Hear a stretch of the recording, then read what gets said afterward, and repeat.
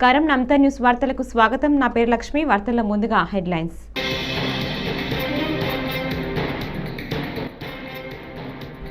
మహారాష్ట్రలో భారీ ఎన్కౌంటర్, 12 మంది మావోయిస్టుల హతం.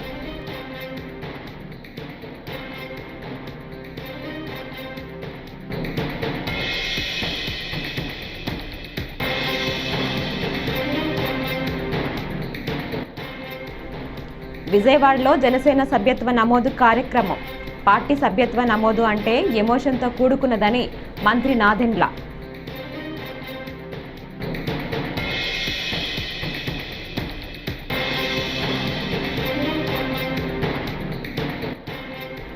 రాష్ట్ర ముఖ్యమంత్రి నారా చంద్రబాబు ప్రత్యేక హోదా సాధన కోసం శాసనసభ సమావేశాల్లో తీర్మానం చేయాలని మార్గాని భరత్ రామ్ డిమాండ్.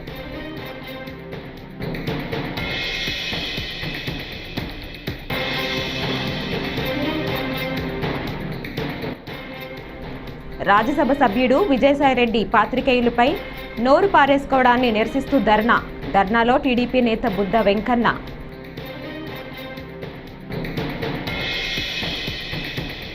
ఇక డీటెయిల్స్ చూస్తే మహారాష్ట్రలోని గడ్చిరోలిలో భారీ ఎన్కౌంటర్ జరిగింది. మహారాష్ట్ర ఛత్తీస్గఢ్ సరిహద్దుల్లోని బందోలి అటవీ ప్రాంతంలో ఈ ఎన్కౌంటర్ చోటు చేసుకుంది. ఈ ఎదురుకాల్పుల ఘటనలో 12 మంది నక్సల్స్ మృతి చెందారు. ఈ ఎన్కౌంటర్లో పాల్గొన్న పోలీస్ సబ్ ఇన్స్పెక్టర్ సతీష్ పాటిల్కు తీవ్ర గాయాలయ్యాయి. ఘటనా స్థలం నుంచి అనేక ఆటోమేటిక్ ఆయుధాలు స్వాధీనం చేసుకున్నారు. కాగా ఎన్కౌంటర్లో హతులైన మావోయిస్టుల్లో 2 తెలుగు వాళ్ళు ఉన్నట్లు తెలుస్తోంది. 7C60 కమాండ్ దళాలు వద్దందోలి గ్రామం వద్ద నక్సల్స్ సమావేశమయ్యారన్న సమాచారంతో కూంబింగ్కు బయలుదేరాయి. ఈ సందర్భంగా C60 కమాండ్ బలగాలకు మావోయిస్టులకు మధ్య దాదాపు 6 గంటలకు పైగా భీకర కాల్పులు జరిగాయి. కాగా మృతి చెందిన వారిలో సీనియర్ డివిజనల్ కమిటీ మెంబర్ కూడా ఉన్నట్లు గుర్తించారు.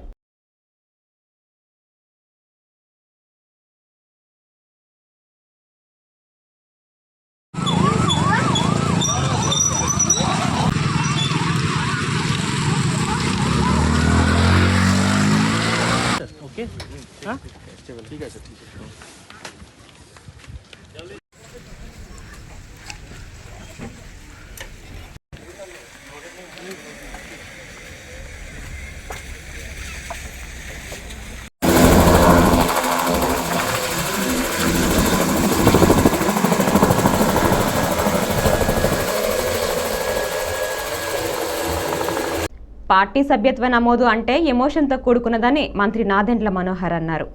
విజయవాడలో జనసేన సభ్యత్వ నమోదు కార్యక్రమంకు ఆయన శ్రీకారం చుట్టారు. అనంతరం నాదెండ్ల మాట్లాడుతూ ప్రస్తుతం 6 లక్షల సభ్యత్వాలు ఉన్నాయని, ఈసారి 10 లక్షలకు దాటాలని పిలుపునిచ్చారు. ఈ నెల 28వ తేదీ వరకు ఈ కార్యక్రమాన్ని నిర్వహిస్తామన్నారు. తాము సభ్యత్వంతో పాటు 5 లక్షల బీమా ఇస్తున్నామని వెల్లడించారు. రాజగిరి సోమేశ్వరరావు గారిని పైకి రమ్మాలి.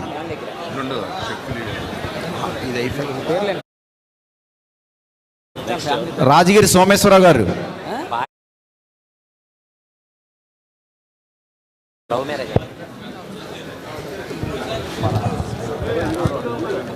పవన్ కళ్యాణ్ గారి స్ఫూర్తితోటి ఇతర దేశాల్లో అవకాశాలు ఉన్నా కూడా మన దేశంలోనే ఎక్కువ సమయం కేటాయించి పార్టీ కోసం అంకిత భావం చేస్తున్న మన ఐటీ విభాగం అధ్యక్షుడు మిర్యాల శ్రీనివాస్ గారికి, స్థానికంగా ఉన్న వీర మహిళ రీజనల్ కోఆర్డినేటర్లకి, వివిధ విభాగాల సభ్యులకు, అదేవిధంగా విజయవాడ పట్టణ డివిజన్స్లో పోటీ చేసి కొంతమంది పార్టీ కోసం రాత్రింబవలు కృషి చేసి నిలబడిన వ్యక్తులు, వారితో పాటు ఈరోజు ఆ డివిజన్ అధ్యక్షులుగా ఉన్న ప్రతి ఒక్కరు కూడా మనస్ఫూర్తిగా విజయవాడ వెస్ట్ నియోజకవర్గంలో వాళ్ళందరినీ కూడా నేను అభినందిస్తున్నాను. నిజంగా చెప్పాలంటే క్రియాశీలక సభ్యత్వం ఒక ఎమోషన్. పార్టీతో మనం ఒక కుటుంబ సభ్యులుగా పవన్ కళ్యాణ్ గారు చేస్తున్న ప్రయాణంలో మన అడుగుజాడలు కూడా ఉండాలని, ఆయన చేసిన కృషిలో కొంతవరకు మనం ఏదో విధంగా భాగస్వాములు అవ్వాలని తపనతోటి రాష్ట్ర వ్యాప్తంగా ఎంతోమంది జన సైనికులు వీర మహిళలు నిల్చున్నారు. మొదటి సంవత్సరంలో ఆ రోజు కరోనా తీవ్రంగా ఉన్నప్పుడు 1,00,000 సభ్యత్వం చేయగలిగాం 2021లో. రాజ్యసభ సభ్యుడు విజయసాయిరెడ్డి పాత్రికేయులపై నోరు పారేసుకోవటాన్ని నిరసిస్తూ విజయవాడ ధర్నా చౌక్లో గురువారం చేపట్టిన ధర్నాలో టీడీపీ నేత బుద్ధ వెంకన్న పాల్గొన్నారు. ఈ సందర్భంగా ఆయన మాట్లాడుతూ సభ్య సమాజం తలదించుకునే విధంగా విజయసాయిరెడ్డి వ్యాఖ్యలు ఉన్నాయని అన్నారు. తక్షణమే జర్నలిస్టులకు క్షమాపణ చెప్పాలని డిమాండ్ చేశారు. మేము ఏ రోజన్నా సాక్షి రిపోర్టర్ని మా దగ్గరికి వస్తే బాబు నువ్వు వెళ్ళిపో అంటాం, కానీ అరే నువ్వు వెళ్ళిపోని ఏ రోజు అన్నాం. ఎందుకంటే ఆ రిపోర్టర్లకు ఉన్నటువంటి విలువ ఇవాళ ప్రపంచ దేశాల్లో ఇంకా అవినీతికి తావు లేకుండా కొన్ని చోట్ల ఉన్నా, లేదా ప్రపంచం ఇలా నడుస్తున్నా దానికి కారకులు జర్నలిస్టులు. దీన్ని డంకా బజాయించి చెప్తున్నా నేను. ఎందుకంటే ఏ అధికారైనా ఏ నాయకుడైనా తప్పు చేయాలంటే అమ్మో పేపర్లో రాస్తారేమో, అమ్మో ఛానల్లో చూపిస్తారేమో అని భయపడే రోజులు ఇవి. భయపడమంటే ఒళ్ళు జాగ్రత్త పెట్టుకొని పనిచేసే రోజులు. అలాంటి వాళ్ళు నువ్వు బెదిరిస్తావే. విజయసాయిరెడ్డి నువ్వు దీనికి మూల్యం చెల్లించక తప్పదు. మేము చెప్తున్నాం, విజయసాయిరెడ్డి అనే వ్యక్తివి వార్తలు ప్రతి ఒక్కరు కూడా ఏదో నలుగురిని అన్నారు, మనం అనలేదు కదా అని మిగతా ఛానల్ వాళ్ళు చూపించకుండా ఉండడం పొరపాటు. వాళ్ళు కూడా విజయసాయిరెడ్డిని వార్తలు చూపించకుండా పక్కన పెట్టాల్సినటువంటి అవసరం ఉంది. విజయసాయిరెడ్డి వార్తలు కానీ టీవీలో పేపర్లో ప్రచారం అవ్వకపోతే ఈ విజయసాయిరెడ్డి కనుమరుగైపోతాడు.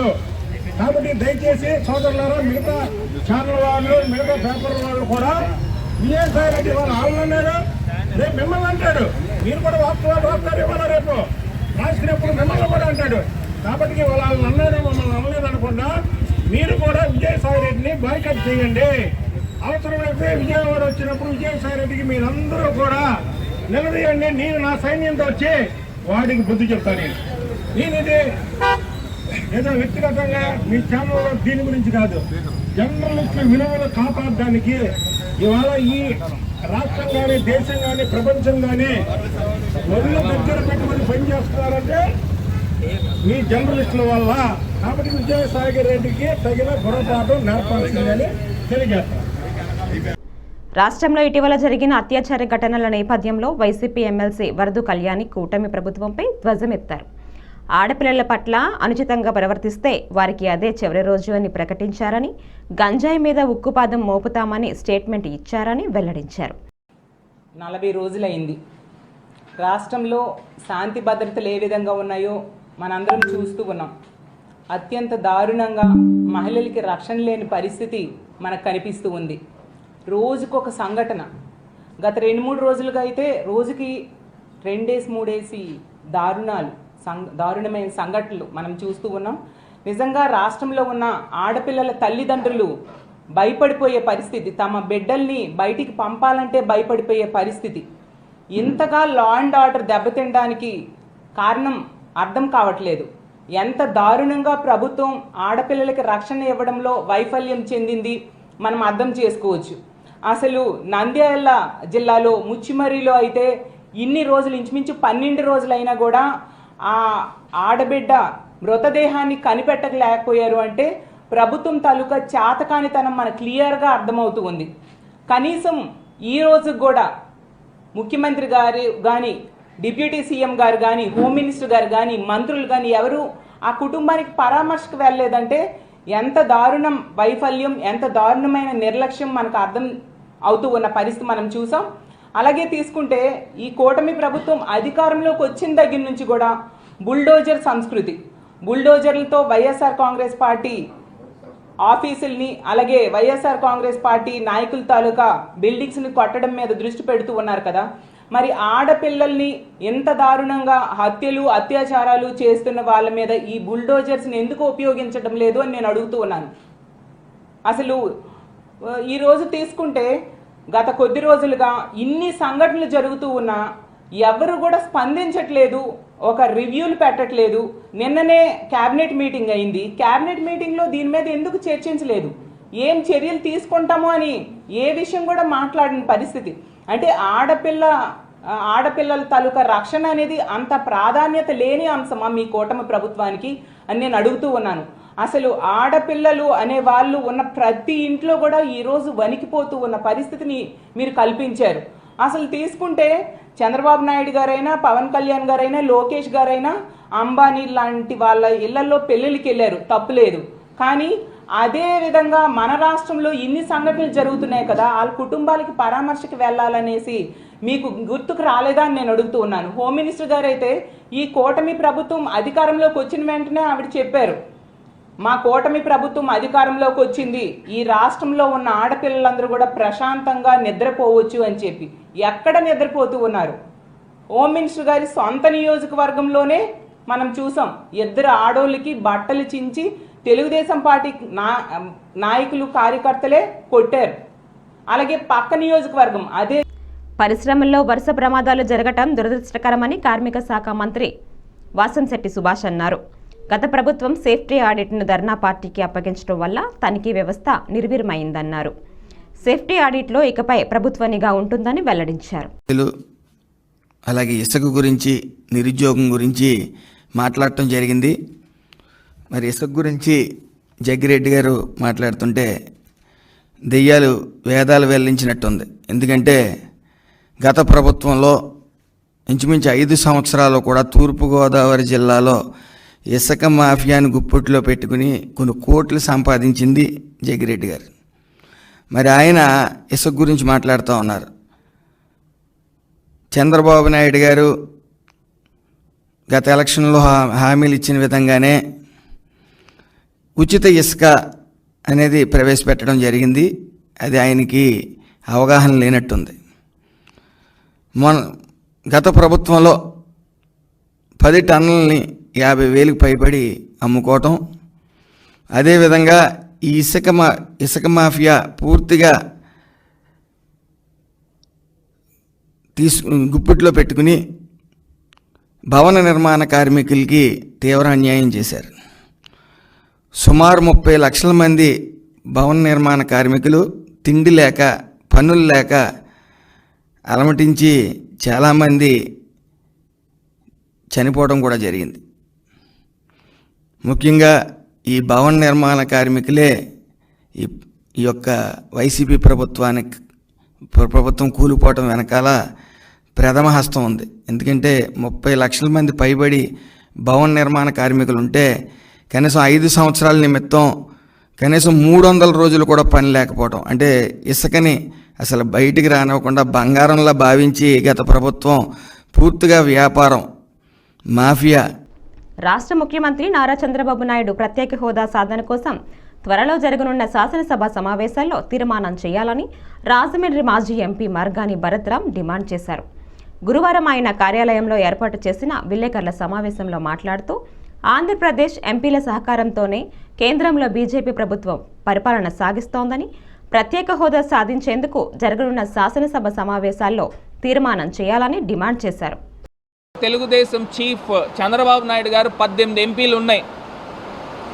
మరి ప్రత్యేక హోదా గురించి ఎందుకు మీరు డిమాండ్ చేయట్లేదు? ఖచ్చితంగా ప్రత్యేక హోదా ఇచ్చేటట్టయితే మా పార్టీ ఎంపీల యొక్క మద్దతు కూడా ఉంటుంది కదా, ఎందుకు చేయట్లేదని ప్రశ్నిస్తూ ఉన్నాం.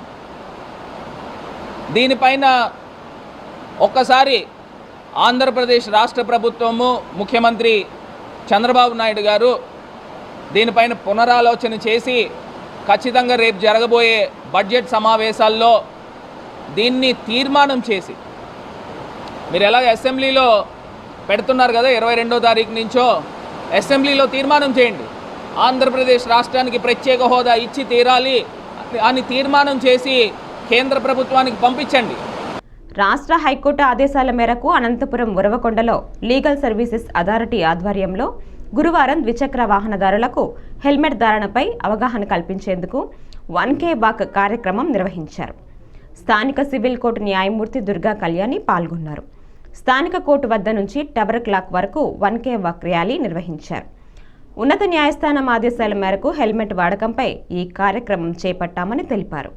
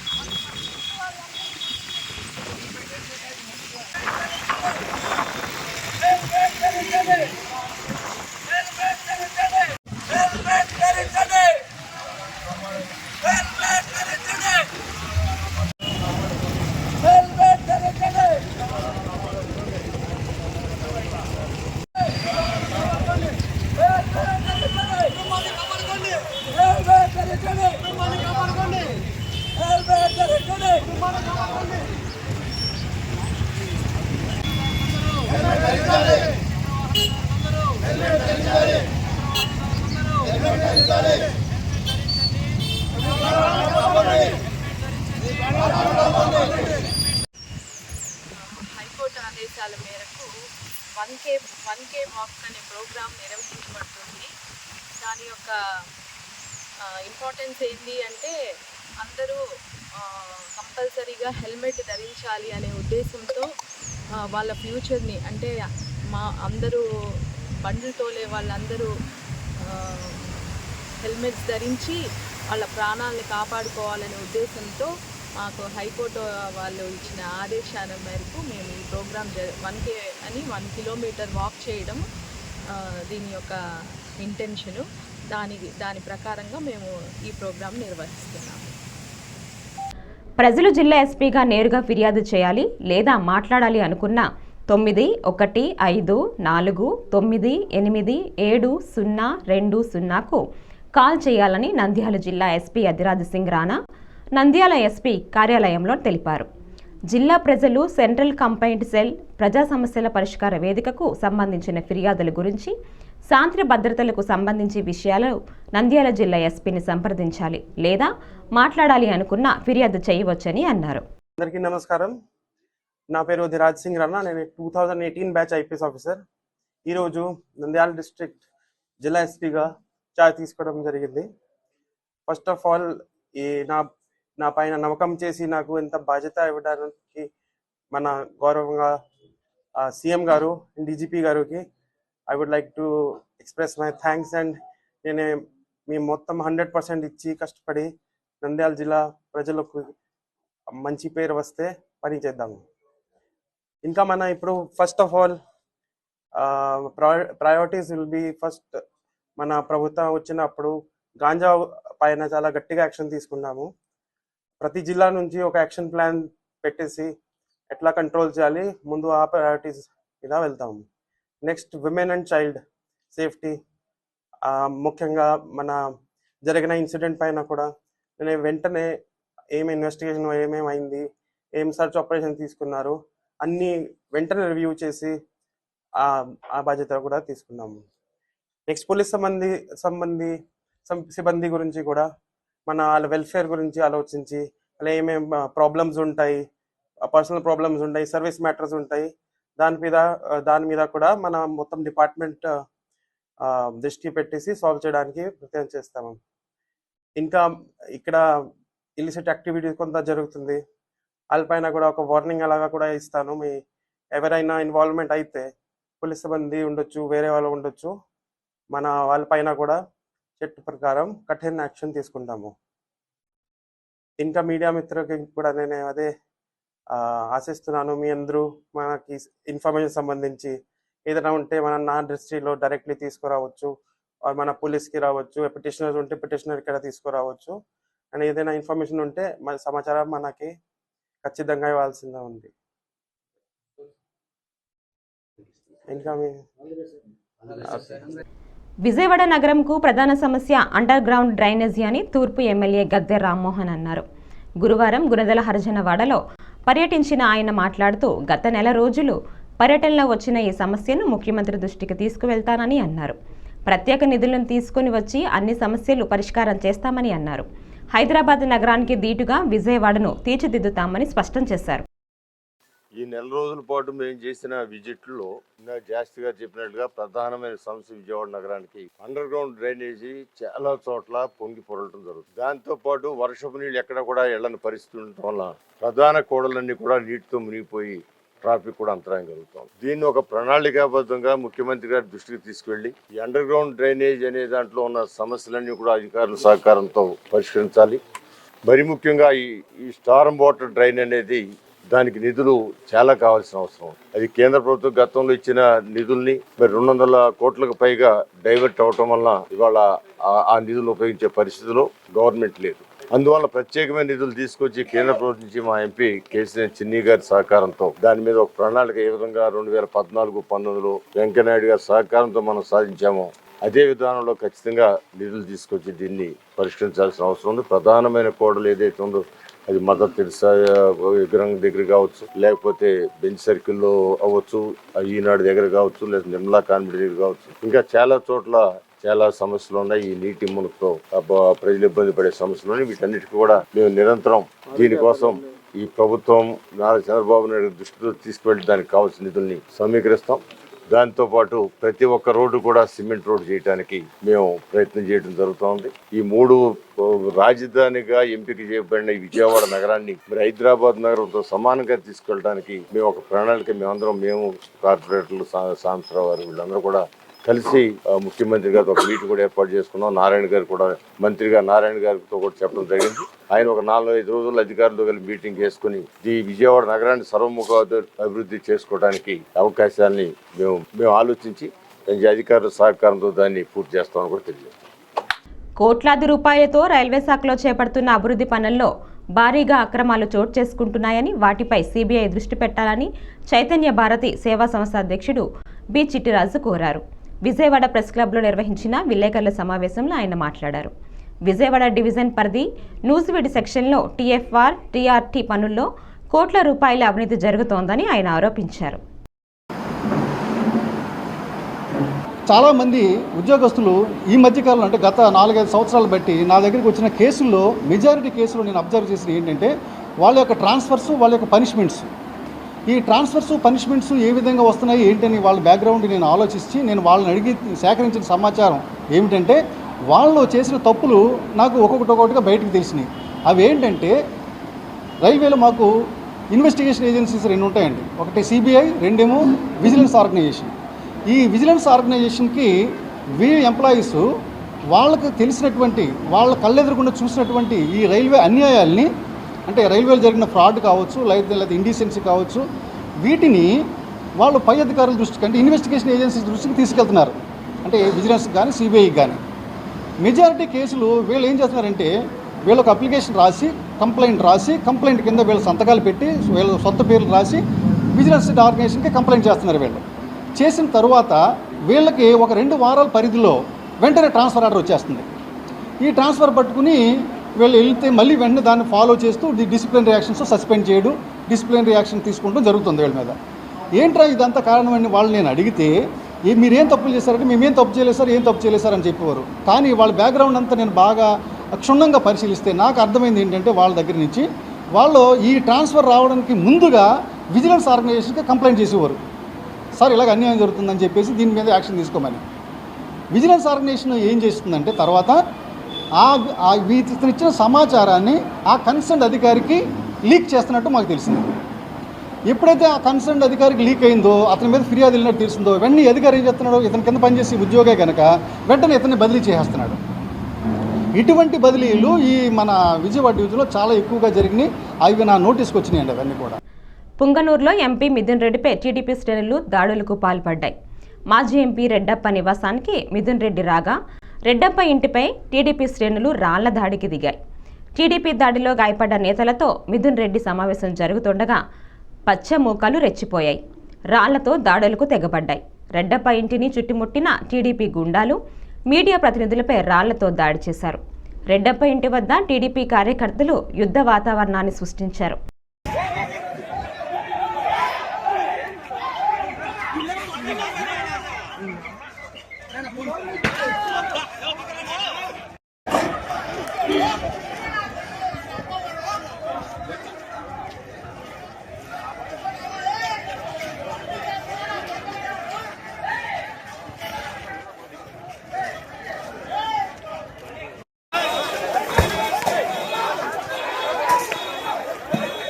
పార్టీ కార్యకర్తలకు అదేవిధంగా నాయకులకు అండగా ఉండే విధంగా అదేవిధంగా ప్రజా సమస్యలు కూడా పరిష్కరించే పనిలో భాగంగా ఈరోజు పుంగనూరు పట్టణానికి రావడం జరిగింది. అదేవిధంగా ఈరోజు అందరిని కూడా కలుసుకొని ఏ సమస్యలు ఉన్నా కూడా వాటి అన్నింటినీ కూడా ఒక ఎంపీగా పరిష్కరించే విధంగా కూడా కృషి చేస్తానని చెప్పి కూడా తెలియజేస్తాను. రాష్ట్రంలో మనం వినుకొండలో చూసాము, ఇది వరకు కూడా చూసాము. వినుకొండలో పట్టపగులే 2 చేతులు నరికేసి, మెడ నరికేసి ఒక వైఎస్ఆర్సీపీ నాయకుడిని ఏ విధంగా చంపారో ఈరోజు అందరూ కూడా చూస్తున్నాము. చాలా దారుణమైన విషయం. అదేవిధంగా ఈరోజు ప్రతి నియోజకవర్గంలో కూడా ఈరోజు ఇల్లులు కొట్టేయడము, కార్యకర్తల పైన దాడులు చేయడము, వాళ్ళు కేసులు పెట్టాలని పోతే మరీ తిరిగి వాళ్ళపైన కేసులు పెట్టించడము, ప్రభుత్వ ఆస్తులన్నీ ధ్వంసం చేయడము, ఇవన్నీ కూడా ఒక చెడ్డ ఒరవడిగా ఈరోజు తీసుకురావడం జరిగింది తెలుగుదేశం పార్టీ. ఇది సరైన పద్ధతి కాదు. ఎప్పుడు కూడా ఎవరు కూడా శాశ్వతంగా అధికారంలో ఉండే పరిస్థితి ఉండదు. కానీ ఇలాంటి వాటికి బీజం వేస్తే రేపు పరిస్థితులు దారుణంగా మళ్ళీ ఈ ఫ్యాక్షన్ గొడవలు, మళ్ళీ ఒకప్పుడు ఆంధ్రప్రదేశ్లో ఎంత ఘోరంగా ఉన్నిందో ఫ్యాక్షన్ గొడవలు, ఇవన్నీ కూడా ఆ విధంగా దారితీసే పరిస్థితులు ఉన్నాయి. ఇలాంటివన్నీ లేకుండా కూడా శాంతియుతంగా ఈ రోజు పరిపాలన జరపాలని చెప్పి కూడా నేను తెలుగుదేశం పార్టీని నేను కోరుతా ఉన్నాను. ఎందుకంటే ఈ విధంగా చేస్తే ఎప్పుడు కూడా కాలం ఒకే విధంగా ఉండదు. ఖచ్చితంగా మార్పులు ఉంటాయి. ఆ రోజు మళ్ళీ అందరూ కూడా మీ పార్టీ వాళ్ళు కూడా ఇవన్నీ కూడా చవి చూడాల్సి వస్తుంది. ఇవన్నీ కూడా ఒక మంచి సంస్కృతి కాదని చెప్పి కూడా నేను తెలియజేస్తాను. దిగ్విజయంగా జనసేన పార్టీ క్రియాశీలక సభ్యత్వ నమోదు కార్యక్రమం నిర్వహిస్తున్నట్లు కాకినాడ రూరల్ ఎమ్మెల్యే పంతం నానాజీ పేర్కొన్నారు. కాకినాడ రూరల్ నియోజకవర్గంలో గురువారం సభ్యత్వ నమోదు కార్యక్రమాన్ని ఎమ్మెల్యే నానాజీ పరిశీలించారు. అనంతరం ఆయన మీడియాతో మాట్లాడుతూ జనసేన సభ్యత్వం తీసుకున్న వారికి 5 లక్షల ఇన్సూరెన్స్ సౌకర్యం కల్పించనున్నట్లు గుర్తు చేశారు. ఈ కార్యక్రమంలో జనసేన పార్టీ నాయకులు పాల్గొన్నారు. 4వ విడత క్రియాశీలక సభ్యత్వాలు ఇవాళ రాష్ట్రంలో జనసేన పార్టీ చేసుకుంటా ఉంది. ఏంటి క్రియాశీలక సభ్యత్వాలు మీ పార్టీ చేసుకుంటే మాకు సంబరాలు ఎందుకు, ఏంటి, దేనికి అని చెప్పి చాలామంది అడగచ్చు. ఎక్కడన్నా పార్టీలో క్రియాశీలక సభ్యత్వాలు చేసుకునే వరకునే మనం వింటాం. కానీ జనసేన పార్టీలో క్రియాశీలక సభ్యత్వంతో పాటు 5 లక్షల రూపాయలు బీమా జరగకూడదు. ఒకవేళ జరిగితే ప్రమాదవశాత్తు ఎటువంటి ప్రమాదం జరిగినా మా కార్యకర్తల యొక్క కుటుంబం ఒక క్షేమాన్ని దృష్టిలో పెట్టుకుని మా అధ్యక్షుడు పవన్ కళ్యాణ్ గారు గత 4 సంవత్సరాలుగా ఈ క్రియాశీలక సభ్యత్వాల కార్యక్రమం చేస్తా ఉన్నారు. ఈ వార్తలు ఇంతటితో సమాప్తం. నమస్కారం.